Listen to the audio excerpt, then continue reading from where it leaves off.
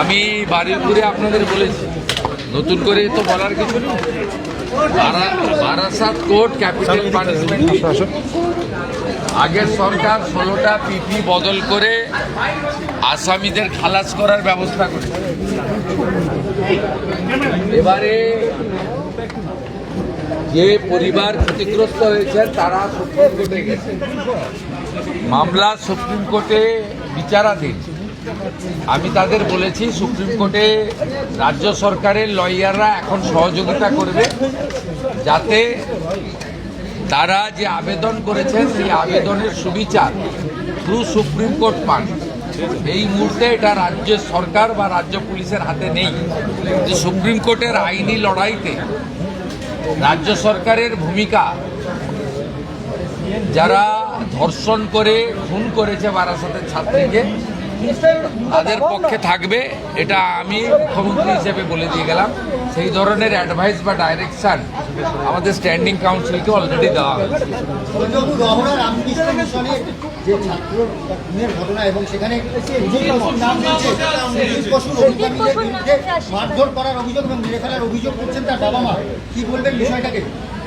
দেখুন, আমি যা বলবো সেটা তো এখানে কার্যে পরিণত হবে, অ্যাকশনে পরিণত হবে।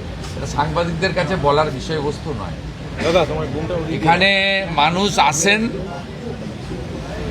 তারা অনেক প্রত্যাশা নিয়ে আসেন। আমি আপনাদেরকে শুধু বলতে পারি, আজকে আমি রাজ্য বিজেপির যারা জিএস, যারা সেক্রেটারি ছিলেন, তাদের কাছে এর আগে যে 5-6টা আমরা জনতার দরবার আমি করেছি, তার অ্যাকশন টেকেনও আমার অফিস ওনাদের হাতে তুলে দিয়ে গেছে।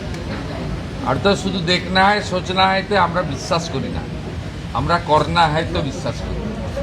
অ্যাকশন টেকেন রিপোর্টও আমরা দিয়ে দিয়েছি। মোরলেস 80% অভিযোগের সমাধান পশ্চিমবঙ্গের বিজেপি সরকার করতে পারছে।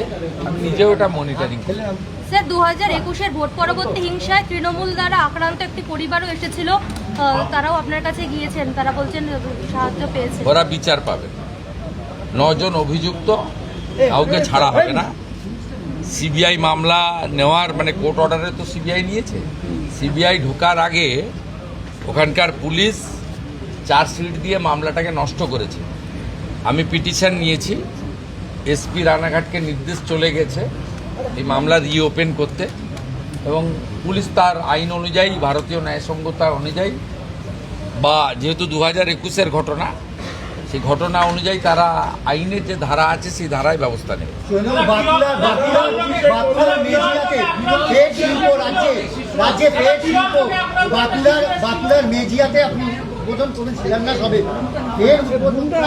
কোটি টাকা কে বলি? 15,000 কোটি টাকা। শুধু তাই নয়, 17 তারিখেও হবে, 19 তারিখে আমুলেরও ভূমি পূজন হবে। আমাদের স্বরাষ্ট্র সমবায় মন্ত্রী করবেন ভারত সরকারের। আমাদের আগস্ট মাসে দুর্গাপুরে আরেকটি 4,000 কোটি টাকার ইনভেস্টমেন্ট প্রপোজাল আমরা ছাড়পত্র দিয়েছি, তারও ভূমি পূজন হবে। আমরা জনগণের কাছ থেকে কয়েকটা মাস সময় চেয়ে নিয়েছি, ইতিমধ্যে তার ফল আপনারা দেখতে পাচ্ছেন। এখানে অন্য অনেক ডেভেলপমেন্টের সাথে সাথে ইনভেস্টমেন্ট এবং এমপ্লয়মেন্ট দুটো কাজও একই সঙ্গে চলবে।